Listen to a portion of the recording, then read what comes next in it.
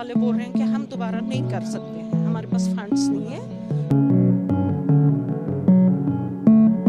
मुझे बहुत सारी कॉल्स उनके पेरेंट्स से आ रहे हैं और एज वेल एज उन स्टूडेंट्स से, वो अभी उस फाइनेंशियल कंडीशन में नहीं है जो वो बुक टिकट कर पाए। कार्ड्स बंद है, वो कहाँ से लाएंगे? कैसे हम पैसे भेजेंगे उनको? टिकट्स कैसे भेजेंगे? हम एम्बेसी गए थे, उन्होंने बोला हम कोई मदद नहीं कर सकते, आप यहाँ से निकल जाइए। इंटरनेट भी बंद है, उन्होंने कहा हमारे पास फंड्स नहीं है, हम आपको इवैक्यूएट नहीं कर सकते।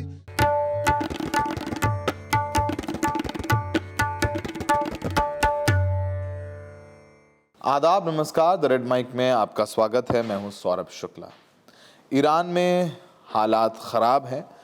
भारतीय विदेश मंत्रालय ने 2 दिन पहले एडवाइजरी जारी कर सभी भारतीयों से कहा था कि वो ईरान तुरंत खाली कर दें, ईरान तुरंत छोड़ करके हिंदुस्तान वापस चले आएं या फिर जो भी नज़दीकी देश है वहाँ पर चले जाएं, क्योंकि ईरान में हालात और ख़राब हो सकते हैं। क्योंकि लगातार ये आशंका जताई जा रही है कि अमेरिका ईरान पर हमला कर सकता है, जिसके बाद लगभग 3000 से ज़्यादा छात्र जो ईरान में मेडिकल की पढ़ाई करते हैं वो और उनके परिवार वाले घबराए हुए हैं। ईरान में इंटरनेट बंद था, जिस वजह से वो अपने घरों पर संपर्क नहीं कर पा रहे थे। इंटरनेट चालू हुआ और फिर वापस से बंद हो गया है, तो जो छात्र हैं वो भी परेशान हैं, वो घर पे बात नहीं कर पा रहे हैं। और जो हिंदुस्तान में अभिभावक हैं वो भी अपने बच्चों से बात नहीं कर पा रहे हैं। ईरान में इसके अलावा हज़ारों भारतीय हैं जो वहाँ काम करते हैं, और काम करने के साथ साथ हज़ारों भारतीय ईरान जाते हैं हर साल रिलीजियस टूरिज़्म, यानी वहाँ पर तमाम धार्मिक ऐसी जगह हैं जहाँ पर हिंदुस्तान से मुसलमान जाते हैं, खासकर शिया मुसलमान जाते हैं। वहाँ पर वो लोग भी थे, वो लोग भी वहाँ पर फंस गए। इंटरनेट नहीं है और सरकार के खिलाफ वहाँ पर प्रदर्शन हो रहे हैं, जिसमें सैकड़ों लोगों की मरने की खबरें आ रही हैं। अब जैसे जैसे हालात ख़राब हो रहे हैं वैसे वैसे बच्चों का डर बढ़ता जा रहा है, अभिभावकों का डर बढ़ता जा रहा है।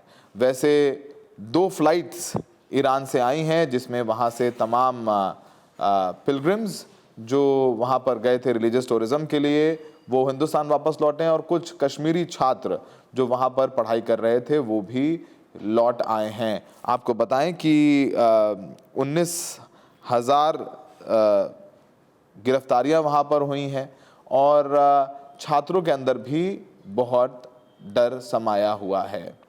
अभी आपको बताएं कि 3000 से ज़्यादा छात्र वहाँ पढ़ाई करते, जैसे हमने बताया।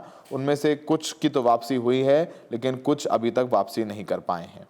जैसे हमने शुरुआत में कहा, इंटरनेट आ रहा है, जा रहा है, जिससे उनका संपर्क नहीं हो पा रहा है। छात्रों का ये भी कहना है जो वहाँ पर फंसे हुए हैं कि हिंदुस्तान ने ये तो कह दिया है कि तुरंत ईरान से वो अपना बोरिया बिस्तर बांध कर हिंदुस्तान वापस आ जाएं, लेकिन उन्हें फ़्लाइट्स उपलब्ध नहीं कराई जा रही हैं, और जो फ़्लाइट्स हैं भी वो सीमित हैं।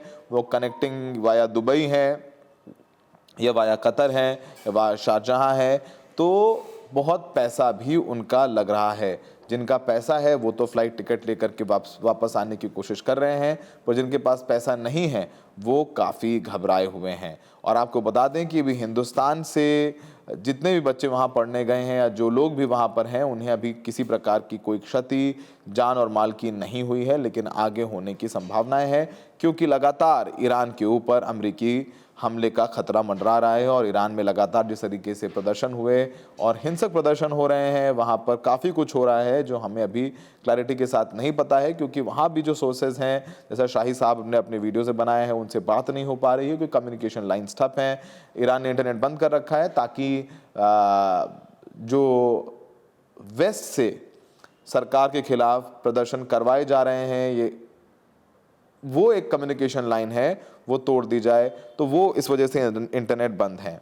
अब कुछ वीडियोस हमारे पास आए हैं, वो भी हम दिखाएंगे, लेकिन पहले हम सुनवाते हैं उन भारतीयों को जो हिंदुस्तान लौट कर आए हैं। उसके बाद हम सुनवाएंगे उन भारतीयों को जो वहाँ पर अब भी फंसे हुए हैं, उनके अभिभावक कितने डरे हुए हैं और वो कैसे अपने बच्चों की सलामती की दुआ कर रहे हैं। और जो बच्चे हैं वो भी वहाँ पर डरे हुए हैं, क्योंकि महंगाई अचानक से बहुत बढ़ गई है, टेलीफोन लाइंस चल नहीं रहे हैं, उसके अलावा चावल नहीं खरीद पा रहे हैं, वहाँ बाहर प्रदर्शन हो रहे हैं। हालांकि जो यूनिवर्सिटीज़ हैं वहाँ पर वो बच्चों से कह रहे हैं कि डरे नहीं, पैनिक नहीं करें, वो सब कुछ हो रहा है, लेकिन महंगाई बढ़ने के साथ साथ वहाँ पर जो बच्चे हैं उनकी जान को भी खतरा हो रहा है। खाने की भी स्कैसिटी यानी कम हो रहा है, खाना भी नहीं सही से मिल पा रहा है।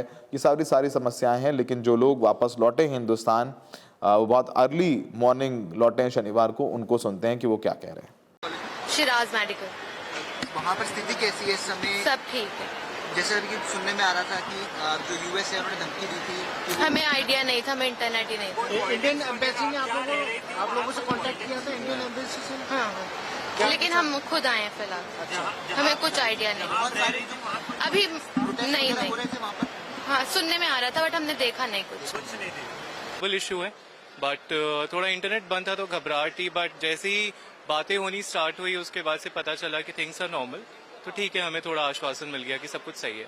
एम्बेसी में हमने रजिस्टर कर दिया था, जैसी एडवाइजरी आई थी वी वर वेटिंग कि कुछ हो, बट मम्मी की फ्लाइट ऑलरेडी स्केड्यूल थी तो चीज़ें हो गई, तो आई एम वेरी हैप्पी। तो ये उनको सुना है, लेकिन अभी भी हज़ारों छात्र हैं जो फंसे हुए हैं, वो चाहे तेहरान में हो या सिराज में हो, वो तमाम जगहों पे यूनिवर्सिटीज़ में पढ़ते हैं। और परिवार ये भी कह रहे हैं कि तेहरान में जो इंडियन एम्बेसी है वो मदद नहीं कर रही है। श्रीनगर में रहने वाले अब्दुल हमीद कह रहे हैं कि बैंक बंद हैं, बच्चों के पास पैसे ख़त्म हो गए हैं, रोज़मर्रा का सामान ख़रीदना मुश्किल है। सरकार ने कहा है कि भारतीय नागरिक किसी तरह ईरान से निकल आएँ, बच्चे फ़्लाइट के टिकट कहाँ से ख़रीदें, सरकार उन्हें वापस ले कर के आएँ। बहुत सारी बातें हो रही हैं। वो कह रहे हैं जो बच्चे फंसे हुए हैं कि वहाँ हालात ख़राब हैं, उनके बच्चों के पास पैसे ख़त्म हो गए क्योंकि बैंक बंद हो गए हैं, एटीएम नहीं चल रहे हैं, कैश ख़त्म हो गया है, महंगाई बढ़ गई है, बाहर दूर तक जाने में ख़तरा है। ये सब सारी बातें हो रही हैं। अब जो पेरेंट्स हैं वो कह रहे हैं कि उसका जो बच्चों का पासपोर्ट है वो पास में रखा हुआ है, लेकिन वो तेहरान से फ़्लाइट लें तो क्या शिराज से तेहरान आएँ तो वो सुरक्षित रहेंगे। सब बच्चों के जहन में बहुत सारे डर हैं। बता रहे हैं कि महंगाई जो है बढ़ती जा रही है, खाने पीने की दिक्कत हो रही है। वहाँ पर 250 ग्राम के तेल की बोतल 400 रुपये की मिल रही है।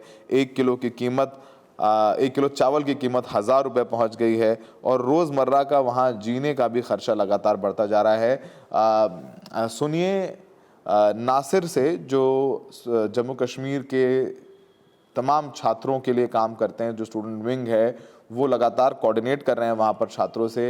वो क्या बता रहे हैं कि वहाँ जो छात्र हिंदुस्तान के फंसे हुए हैं वो किस तरीके की दिक्कतों और मुश्किलातों का सामना कर रहे हैं।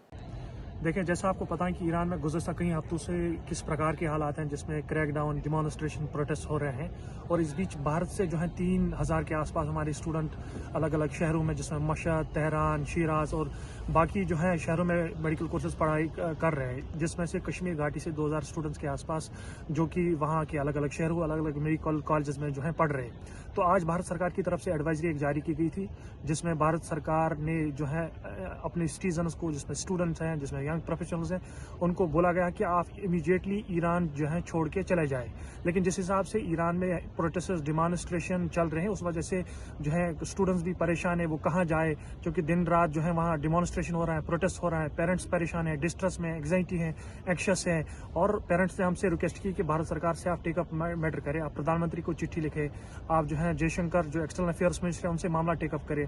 हमने भारत सरकार को रिक्वेस्ट की है कि आप इमीडिएटली एक कम्प्रिहेंसिव इवैक्यूएशन प्लान बनाए, ताकि इन स्टूडेंट्स को सेफली और सिक्योरिटी जो है इंश्योर करें, और उनको जो है जिस हिसाब से आपने ईरान और इसराइल कॉन्फ्लिक्ट में लोगों को जो है इवैक्यूएट किया था, उसी हिसाब से जो है उनको निकाले। लेकिन भारत सरकार की तरफ से अभी तक इस प्रकार का कोई कम्युनिकेशन नहीं आया है जिसमें स्टूडेंट्स को सेफ्टी इंश्योर की जाए, क्योंकि वो उनको जो है खुदा के रहम करम पे छोड़ रहे हैं। भारत सरकार उनको कह रहे हैं कि आप अपने जो है लॉजिस्टिक जो है फ्लाइटें बुक करें और जो है चले जाए, जिसमें उनको जो है सिक्योरिटी चैलेंज है, जिसमें उनको सेफ्टी चैलेंज है, जो बड़ा ही अनफॉर्चुनेट है। ईरान है, तेहरान में उन्होंने एडवाइजरी जारी की है, जिसमें उन्होंने ये बताया है जो हमारे इंडियन सिटीजन्स ईरान में हैं वो एज सुन एज पॉसिबल ईरान से निकल जाए।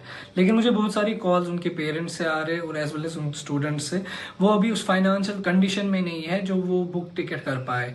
और यहाँ से अगर उनके पेरेंट्स टिकट बुक करेंगे और जैसा आप जानते हैं ईरान में इंटरनेट शटडाउन है, वो वहाँ भेज नहीं पाएंगे और कुछ यूनिवर्सिटीज़ ने अभी अलाउ नहीं किया है स्टूडेंट्स को।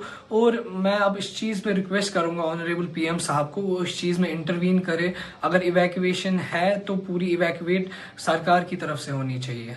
तो आपने नासिर को सुना, वो बता रहे हैं कि बच्चों को काफ़ी परेशानी हो रही है। अब पता चल रहा है कि देखिए वहाँ पर इंटरनेट बंद है, जो ISD कॉल यहाँ से कर रहे हैं वो बहुत महंगी है। इसके अलावा जो ISD कॉल्स भी हैं वो भी कट जा रही है क्योंकि कम्युनिकेशन लाइंस में प्रॉब्लम हो गई है। और सब यही कह रहे हैं कि वो अपने बच्चों की सलामती चाहते हैं। टिकट के पैसे नहीं हैं, माँ बाप पैसे भेज रहे हैं तो वो अकाउंट में भेजेंगे। जब अकाउंट में पैसे भेजेंगे और बैंक बंद है तो बच्चे अकाउंट से पैसे निकालेंगे कैसे, या ATM बंद है तो ATM से पैसे निकालेंगे कैसे। अब ये एक बहुत चुनौती हो गई है। आपको बताएं 28 दिसंबर से ईरान के 78 शहरों में प्रदर्शन हो रहे हैं। सबसे ज़्यादा असर राजधानी तेहरान में है और जो वजह प्रदर्शनों की वो आप जानते हैं कि महंगाई बहुत बढ़ गई है, आर्थिक स्थिति ख़राब हो रही है। ईरान की जो मुद्रा रियाल है उसकी कीमत इंटरनेशनल मार्केट में ज़ीरो हो गई है और भारत की 1 रुपये की कीमत इस समय भारत के 1 रुपये में वहाँ पर 11,736 ईरानी रियाल मिलेंगे। 11,736 16 जनवरी का रेट है ये। और जो ईरान में खाने पीने की चीज़ें हैं उनमें 70% का इजाफा हुआ है। जो सबसे ज़्यादा जो हिंदुस्तानी बच्चे पढ़ते हैं वो शिराज़ में पढ़ते हैं, मशहद में भी पढ़ते हैं, जहेदान में पढ़ते हैं, तेहरान में, तबरीज़ में भी हिंदुस्तान के बच्चे पढ़ते हैं। जैसे सुना आपने, जम्मू कश्मीर स्टूडेंट्स एसोसिएशन के नेशनल कन्वीनर नासिर खुएहामी बता रहे हैं कि 3000 बच्चे पढ़ रहे हैं और अलग अलग शहरों में हैं। 2000 तो सिर्फ़ और सिर्फ कश्मीर के हैं। और भारत सरकार ने सलाह जारी की है कि भारतीय नागरिक स्टूडेंट्स और युवा पेशेवर अपना सामान बांध कर ईरान से वापस चले आएँ, लेकिन उनका अकेले निकलना सेफ़ नहीं है। स्टूडेंट के साथ उनके पेरेंट्स भी परेशान हैं कि ईरान से कैसे निकला जाए। तो तमाम बातें हैं। कुल भारतीय जो हैं ईरान में लगभग 10,000 के करीब हैं, जिसमें करीब 6,000 स्टूडेंट्स हैं और 3,000 तो सिर्फ मेडिकल स्टूडेंट्स हैं। करीब 2,000 सिर्फ और सिर्फ जम्मू कश्मीर से हैं। करीब 4,000 लोग जो वहाँ काम करते हैं, ज़्यादातर तेहरान, मशहद और जाहेदौन और बंदर अब्बास जैसे शहरों में काम करते हैं। और इस बीच ईरान से केंद्र सरकार ने भारतीयों को एयरलिफ्ट करने के लिए ऑपरेशन स्वदेश शुरू किया है। पहली फ़्लाइट पहुंच गई है और इंडियन एम्बेसी जो है कह रही है कि फ़िलहाल अभी ऑपरेशन को रोकना पड़ सकता है क्योंकि ईरान ने अपना जो एयर स्पेस है वो कमर्शियल फ़्लाइट्स के लिए बंद कर दिया है। तो जो बच्चे वहाँ फंसे हुए हैं उनके लिए बहुत चुनौती हो गई है। उनके कुछ माता पिता की बात भी हमारे पास तक पहुँची है, वो हम आपको सुनवा देते हैं। मेरी 1 हफ्ता पहले हुई थी और कल शाम को वो भी वॉइस वॉज वेरी डेटोरेटेड, तो कुछ समझ नहीं मैं पाई वो क्या बोल रही है। लेकिन अभी कॉल की उसने, बोला कि हमें एम्बेसी ने कॉल किया है कि आप ईरान लीव कीजिए यहाँ से एज सून एज पॉसिबल। तो उन्होंने वहाँ एम्बेसी से भी रिक्वेस्ट की थी कि हमें आप इवैक्यूएट कीजिए, क्योंकि हमें कहा गया था, गाइडलाइन दी गई थी कि अंदर बैठने को हम देखेंगे, हम मॉनिटर कर रहे हैं, हमें लगेगा तो हम आपको लिफ्ट करेंगे। अभी वो लोग एम्बेसी वाले बोल रहे हैं कि हम दोबारा नहीं कर सकते हैं, हमारे पास फंड्स नहीं है, हमने एक बार किया, हम दोबारा नहीं कर सकते हैं, आपको बाय ओन जाना पड़ेगा। बट जब कम्युनिकेशन नहीं है तो कैसे आप, वही तो है ना मसला, हम उनको कैसे टिकट्स यहाँ से कैसे प्रोवाइड कर सकते हैं। लिटरली अल्लाह की कसम उनके पास कुछ नहीं है, कार्ड्स बंद है, वो कहाँ से लाएंगे, कैसे हम पैसे भेजेंगे उनको, टिकट्स कैसे भेजेंगे। बड़ी बात ये है। मेरी बेटी वहाँ पढ़ती है शाहिद बेस्ती में, तेहरान में। अभी आधा घंटा पहले बात हुई कि कल तक तो चल रहा था, बीच बीच में बात हो रही थी, परसों से बंद ही था। अभी आधा घंटा पहले बात हुई, बोला यहाँ से बोल रहे निकलो। हम एम्बेसी गए थे, उन्होंने बोला हम कोई मदद नहीं कर सकते, आप यहाँ से निकल जाइए, इंटरनेट भी बंद है। उन्होंने कहा हमारे पास फंड्स नहीं है, हम आपको इवैक्यूएट नहीं कर सकते, फॉर योर ओन एक्सपेंसेस आप जाइए यहाँ से। अब हमारी यही रिक्वेस्ट है कि हम पे करेंगे खुद, लेकिन उनको वहाँ से इवैक्यूएट कीजिए, क्योंकि नेट भी नहीं चल रहा है, फ़ोन भी नहीं चल रही, हम कैसे ट्रांसफ़र करें, कैसे टिकट भेजें, क्या करें। हमारी यही रिक्वेस्ट है एक्सटर्नल अफेयर्स मिनिस्ट्री से, उनको इवैक्यूएट कीजिए। अगर हमें ऑन पे भी करना पड़े हम पे करेंगे वो तो, लेकिन उनको लाइए यहाँ पे। मेरी डॉटर है वहाँ पे, ईरान बहिश्ती पे, वो बहिश्ती सेकंड ईयर है उसका। तो अब वहाँ के हालात आप देखिए। हाँ ठीक, इंडियंस इवैक्यूएट अगर इंडिया गवर्नमेंट करेगी उनको तो वो तो ज़्यादा बेहतर रहेगा। इस वक्त उनके पास पैसे भी नहीं होंगे, पैसे अगर हम भेजें भी तो कैसे भेजें, कोई सोर्स ही नहीं है इस वक्त। So we request the government, you please evacuate these students.